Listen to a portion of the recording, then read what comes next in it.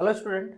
Last class में पढ़ने जो आपका फर्स्ट यूनिट थी वो सारी की सारी डिस्कस कर ली थी। ठीक है, अब अपन बात करते हैं नेक्स्ट सेकेंड यूनिट जो है आपकी जल की। ठीक है, वाटर वाली यूनिट।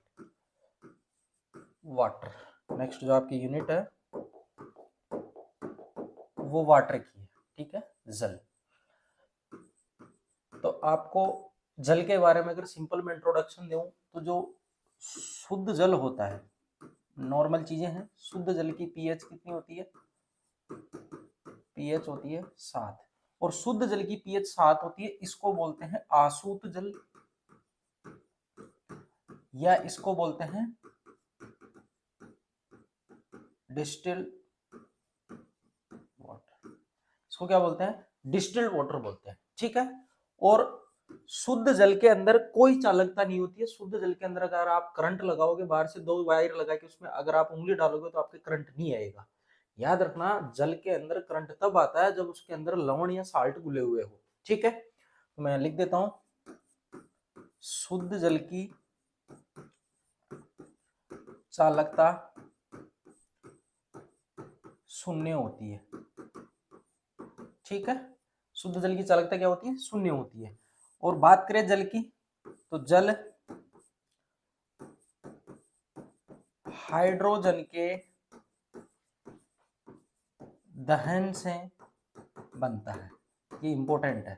हाइड्रोजन के दहन से क्या होता है? जल का निर्माण होता है। और कैसे होता है? H2 प्लस O2, इससे मिलके क्या बनेगा? H2O। इसको बैलेंस कर लेना, इधर 2 लगा देना, इधर 2 लगा देना, तो ये जल का निर्माण हुआ है। ठीक है, तो ये दोनों गैस में होते हैं और ये इधर लिक्विड में। तो इस ये नॉर्मली वाटर के बारे में अपन बोल सकते हैं।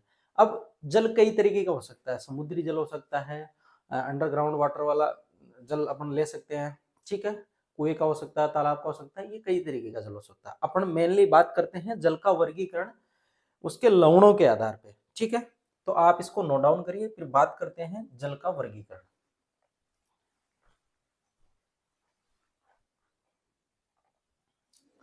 देखो, हेडिंग डाल लेना, साबुन परीक्षण के आधार पर जल का वर्गीकरण। साबुन परीक्षण के आधार पर अगर अपन जल का वर्गीकरण करें तो जल 2 प्रकार का होता है। जल कितने प्रकार का होता है? इसके आधार पर जल 2 प्रकार का होता है।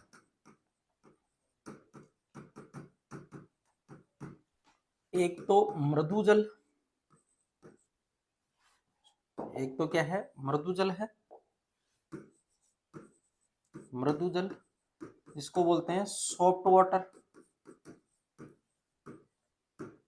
दूसरा है कठोर जल, जिसको बोलते हैं अपन हार्ड वाटर। सबसे पहले बात करते हैं अपन मृदु जल की। क्या बात करें अपन? Soft water. तो मृदु जल की अगर परिभाषा की बात करें सिंपल, तो ऐसा जल जो साबुन के साथ आसानी से धाग दे दे उसको क्या बोलते हैं अपन? उसको बोलते हैं अपन मृदु जल। इसमें लिख दो, वह जल जो साबुन के साथ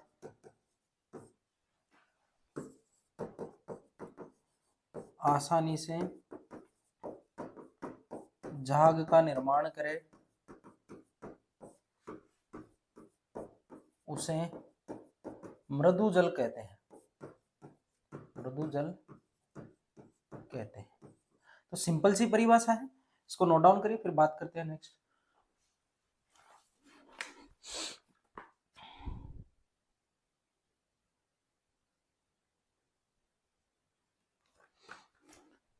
नेक्स्ट देखो, मृदु जल के अंदर जो कठोरता रहती है वो साधारण लवणों के कारण होती है। तो ये पॉइंट लिख लेना आप इसमें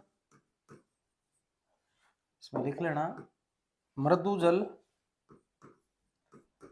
जल में कठोरता साधारण लवणों के कारण होती है। ठीक है, मृदु जल में कठोरता किसके कारण होती है? साधारण लवणों के कारण होती है। अब नेक्स्ट बात करते हैं अपन, अब इसमें साधारण लवण कौन से होंगे? उदाहरण के लिए देखो, सोडियम क्लोराइड,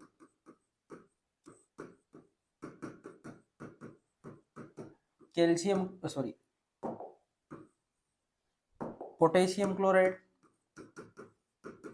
पोटेशियम क्लोराइड, यानी एक तो हो गया NaCl और एक हो गया KCl।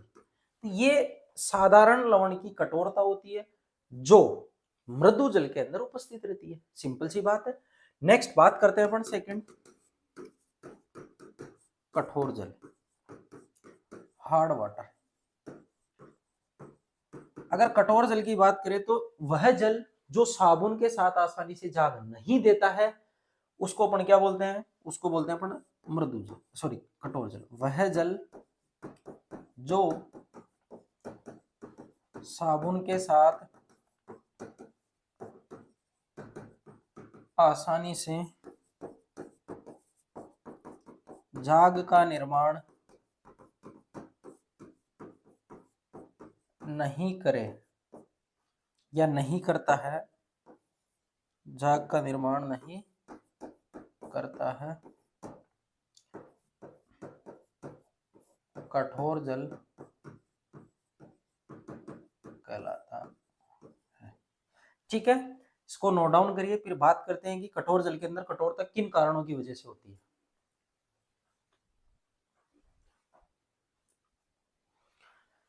देखो, कठोर जल में कठोरता मैग्नीशियम व कैल्शियम के क्लोराइड कोमा सल्फेट व बाइकार्बोनेट के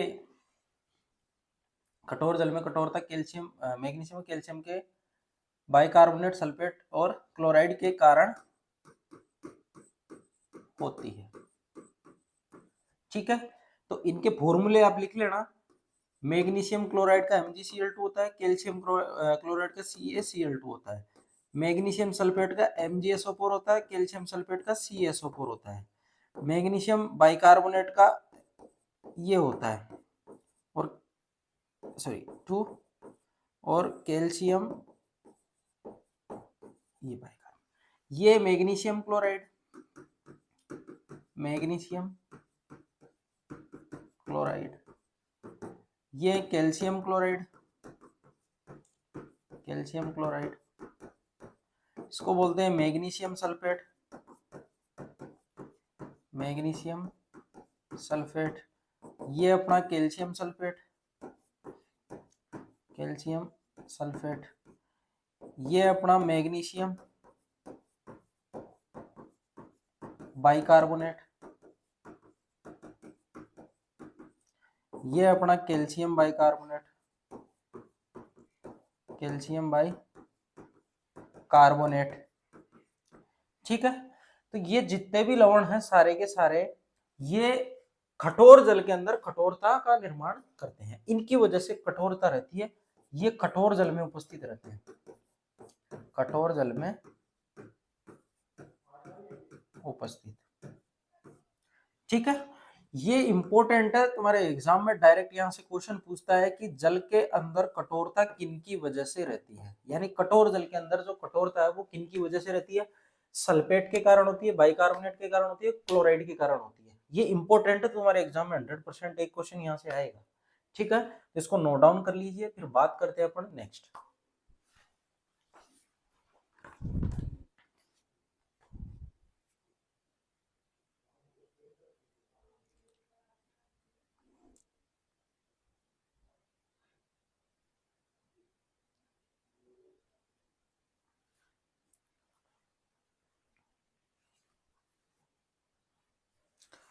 देखो, अब नोट लगा के आप एक पॉइंट लिख लेना, ये जो साबुन होते हैं उच्च वसीय अम्लों के कार्बनिक लवण होते हैं, ये पॉइंट लिख लेना आप। सामान्यतः साबुन उच्च वसीय अम्लों के कार्बनिक लवण होते हैं, ठीक है। एग्जाम्पल की बात करें तो देखो, सोडियम स्टीयरेट, इसके फॉर्मूले की बात करें C17H35COONA, ये बोलते हैं सोडियम स्टीयरेट को, ठीक है। ये साबुन होते हैं उच्च वसीय अम्ल, अम्ल ये वाला पार्ट है, इसको कार्बोक्सिलिक अम्ल बोलते हैं, COOH वाला जो पार्ट रहता है, इसके साथ अगर कोई सोडियम पोटेशियम ऐसे मेटल जुड़ जाए तो वो लवण बन जाता है, ठीक है। तो ये कार्बनिक लवण हो गए। उच्च इसलिए बोल रहे हैं क्योंकि इनमें कार्बन की संख्या ज्यादा है, कार्बन की संख्या ज्यादा, ठीक है। नेक्स्ट बात करते हैं सोडियम ओलिएट की। तो सोडियम ओलिएट का भी बस इससे जैसा ही होता है, C17H33COONA, कुछ नहीं है, दोनों की सिमिलर होती है। इसमें एक डबल बॉन्ड आ जाता है तो 2 हाइड्रोजन वहां से हटा देना आप, तो 35 में से 2 हाइड्रोजन हटाओगे, इसमें 33 हाइड्रोजन बचेंगे। ये होता है सोडियम ओलिएट का। एक और एग्जांपल लिख लो आप, सोडियम पोमिटेट, उसका फॉर्मूला होता है C15H31COONA, ठीक है। तो ये आप एग्जांपल उतार लो, ये होते हैं उच्च वसीय अम्लों के साबुन। तो ये आपको ध्यान रखना है, कई बार सीधा एग्जाम में पूछ लेता है, इसको नोट डाउन करिए, फिर बात करते हैं नेक्स्ट।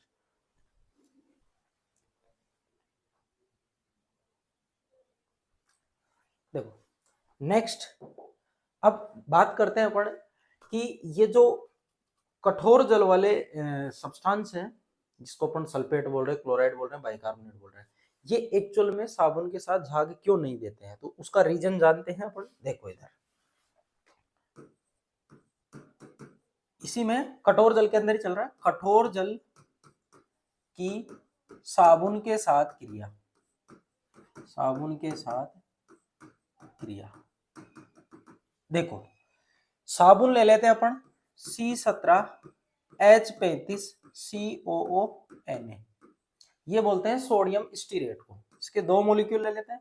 कठोर जल के अंदर आपको पता है कठोरता किसके कारण रहती है, क्लोराइड सल्फेट बाइकार्बोनेट। मैं एग्जांपल ले लेता हूं किसका, कैल्शियम क्लोराइड का। क्लोराइड वाला एग्जांपल ले लेते हैं, आप दूसरे से भी कर सकते हैं। जब आप कठोर जल, ये कठोर जल ले रखा है जिसमें कैल्शियम क्लोराइड उपस्थित है, आप ये ले रखे हो साबुन, क्या ले रखे हो, साबुन। जैसे ही आप साबुन लगाए, कठोर जल के संपर्क में आई, और ये जो कैल्शियम के जो साल्ट होते हैं, ये क्या कर लेंगे, इस साबुन के साथ अवक्षेप का निर्माण कर लेंगे, और वो अवक्षेप क्या होता है, देखो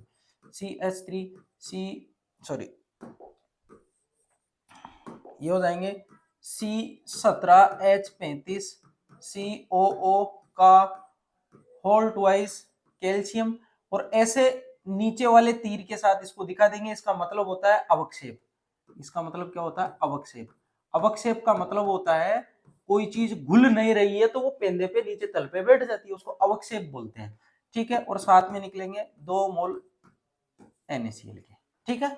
तो देखो कैल्शियम क्लोराइड जैसे ही साबुन के साथ आप लेते हो तो वो अवक्षेप बना लेता है। अवक्षेप का मतलब आपका साबुन खराब हो गया। जब अवक्षेप बन गया, पानी के अंदर घुल नहीं रहा है, तो वो झाग कैसे देगा, इसमें ये क्या होता है, अघुलनशील, किसमें, जल में, जल में अघुलनशील। जब जल के अंदर ये अघुलनशील है तो झाग कहां से देगा। एक एग्जांपल और देखो, H35COONA, मैग्नीशियम आप ले लो, इसमें एक बाइकार्बोनेट का ले लो, ठीक है, ठीक है। ये क्लोराइड का लिए, बाइकार्बोनेट का ले लो। जब आप इसके साथ रिएक्शन करवाओगे, इसको बैलेंस कर लेंगे, जब आप इसके साथ रिएक्शन करवाओगे, ये कठोर जल में, ये साबुन, जब आप इसको कठोर जल के साथ रिएक्ट करवा रहे हो, किसको, साबुन को, तो जब साबुन इसके साथ रिएक्ट करेगी तो ये अवक्षेप का निर्माण कर लेगी। अवक्षेप क्या बनेगा, C17H35 COO होल ट्वाइस, और ये इधर मैग्नीशियम, क्योंकि मैग्नीशियम की वैलेंसी 2 होती है तो मैग्नीशियम इधर आ जाएगा, इसकी वैलेंसी 1 होती है तो 1 आप लिखते नहीं हो, ठीक है। इसलिए मैंने यहाँ पे 2 लगाया, यहाँ पे मैंने 2 इसलिए लगाया क्योंकि कैल्शियम की वैलेंसी 2 होती है, और ये अवक्षेप बन जाएगा। ये क्या बन जाएगा, अघुलनशील अवक्षेप। और साथ में क्या बनेगा, साथ में बन जाएगा यहाँ पे सोडियम बाइकार्बोनेट, ठीक है। और ये सोडियम बाइकार्बोनेट ये तो जल में घुलनशील होते हैं, ये क्या होते हैं, जल में घुलनशील होते हैं, तो ये इसकी रिएक्शन हो जाएगी। और अघुलनशील अवक्षेप होते हैं, मतलब ये साबुन के साथ झाग नहीं देंगे, ये अघुलनशील होते हैं। तो कठोर जल के साथ ये समस्या रहती है, साबुन के साथ अभिक्रिया करके क्या करते हैं, अवक्षेप का निर्माण कर लेते हैं, इस वजह से इसके अंदर साबुन झाग नहीं दे पाते। जबकि साधारण लवण जो मृदु जल में होते हैं उसमें ऐसी अभिक्रिया नहीं होती है और वो अवक्षेप का निर्माण नहीं करेंगे, इसलिए आसानी से झाग दे देगा। इसको नोट डाउन करिए, फिर अपन बात करते हैं नेक्स्ट।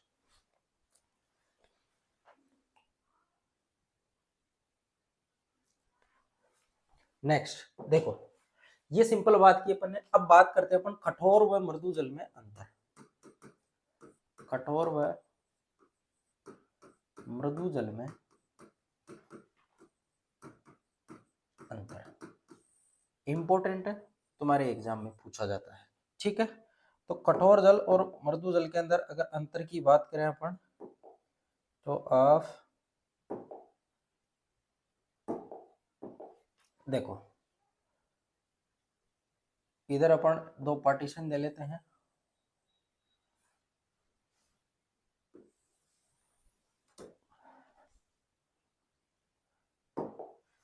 इधर तो ले लेते हैं अपन मृदु जल, इधर ले लेते हैं अपन कठोर जल। तुम्हारे एग्जाम में क्वेश्चन पूछता है, 3 मार्क्स का आता है, 3 अंतर लिखने होते हैं। कितने अंतर, 3 अंतर, सीधा आता है। तो फर्स्ट की बात करें अपन, तो मृदु जल, मृदु जल ध्यान रखना, जल ऐसा जो साबुन के साथ झाग दे दे आसानी से। तो सबसे पहले तो परिभाषा लिख देना दोनों की, देखो ऐसे लिखना, वह जल जो साबुन के साथ आसानी से झाग दे, वह जल जो साबुन के साथ आसानी से झाग देता है मृदु जल कहलाता है। उधर परिभाषा की बात करें तो उधर क्या हो जाएगी परिभाषा, वह जल जो साबुन के साथ आसानी से झाग नहीं देते हैं कठोर जल कहलाता है।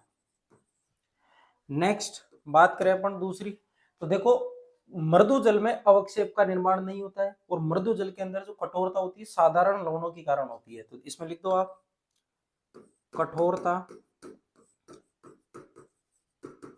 साधारण लवणों ब्रैकेट में NaCl, KCl के कारण होती है। और इसमें इधर कठोरता किसकी वजह से होती है, क्लोराइड, सल्फेट, बाइकार्बोनेट। कठोरता सल्फेट, क्लोराइड व बाइकार्बोनेट के कारण होती है, ठीक है। किसकी वजह से होती है, सल्फेट, क्लोराइड और बाइकार्बोनेट के कारण। मैंने सारा सब कुछ पहले लिखवा रखा है। अब नेक्स्ट बात करें अपन तीसरे की, तो देखो ये जो मृदु जल होता है इसमें आप साबुन को जब भी डालोगे तो ये अवक्षेप का निर्माण नहीं करती है, इधर लिख देना,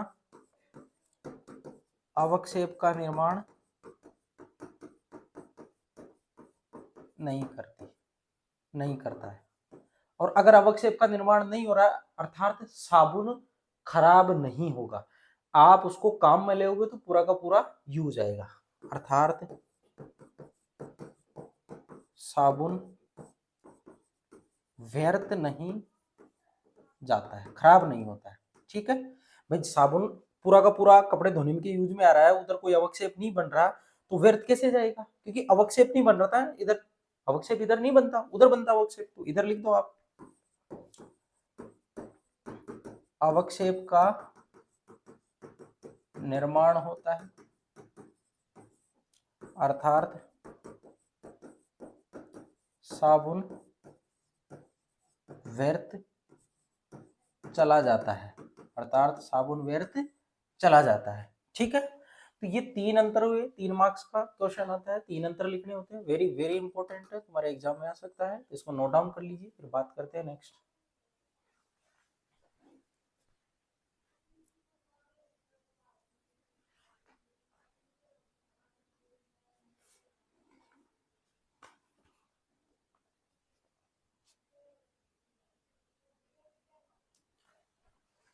ठीक है, ये तो बात हुई किसके आधार पे था बड़ा, साबुन के आधार पे। नेक्स्ट, कठोर व मृदु जल को पीपीएम के आधार पे वर्गीकरण, तुम्हारे एग्जाम में ऐसा डायरेक्ट पूछा हुआ है तो आप उसको भी लिख लीजिए। देखो, कठोर व मृदु जल का पीपीएम पार्ट्स पर मिलियन बोलते हैं इसको, आधार पर वर्गीकरण। ठीक है, इसके आधार पे अगर अपन वर्गीकरण की बात करें, देखो इसके आधार पे आप वर्गीकरण ऐसे एक लाइन इधर खींच लेना, ठीक है। इसके आधार पे वर्गीकरण की बात करें तो देखो पीपीएम की रेंज दे रखी है, एक साइड कठोरता ले लो आप, आगे मैं आपको पढ़ाऊंगा कठोरता मेजरमेंट की जाती है वो पीपीएम में की जाती है, डिग्री क्लार्क में की जाती है और डिग्री फ्रेंच में की जाती है, तो तीनों पढ़ेंगे। तो ये कठोरता पीपीएम की वजह से है, और इधर मैंने लिख दिया जल। ठीक है, और जल किस टाइप का होगा, ठीक है, मृदु होगा या वो क्या होगा, कठोर या हार्ड वाला होगा। ठीक है, फर्स्ट है देखो 50 पीपीएम से कम, अगर 50 पीपीएम से क्या है, कम है क्या, कठोरता, तो उसको अपन बोलते हैं मृदु जल, उसको क्या बोलते हैं, मृदु जल। ठीक है, जल किस टाइप का होगा, मृदु टाइप का होगा। अगर 50 पीपीएम से लेके वो कहां तक है, 100 पीपीएम तक है, तो उसको अपन बोलते हैं कम मृदु, क्या बोलेंगे उसको, कम मृदु। मृदु तो होगा लेकिन कम होगा, क्यों, क्योंकि पीपीएम ये बढ़ रही है ना, ये बढ़ रही है, इसका मतलब इसमें साल्ट या लवण की मात्रा बढ़ रही है। अब जितनी ज्यादा लवण की मात्रा होगी उतनी उसकी मृदुता क्या हो जाएगी, कम होती जाएगी, कठोरता उसमें बढ़ती जाएगी। तो नेक्स्ट बात करें अपन 100 पीपीएम से लेके ये है 150 पीपीएम तक। ठीक है, 150 पीपीएम तक अब इसमें कठोरता आनी स्टार्ट हो जाएगी। ठीक है, यानी अब अपन इसको बोल सकते हैं कम कठोर, ये क्या होता है, कम कठोर। और याद रख लेना ये जो जल होता है यही पीने योग्य जल होता है, पीने योग्य जल यानी थोड़ी बहुत उसमें कठोरता होनी चाहिए, लवण उसमें घुले हुए रहने चाहिए, अगर लवण घुले हुए नहीं रहेंगे तो शरीर के अंदर डिहाइड्रेशन जैसी समस्या हो जाएगी, शरीर निर्जलीकृत हो जाएगा, यानी जल उसमें रुकेगा ही नहीं।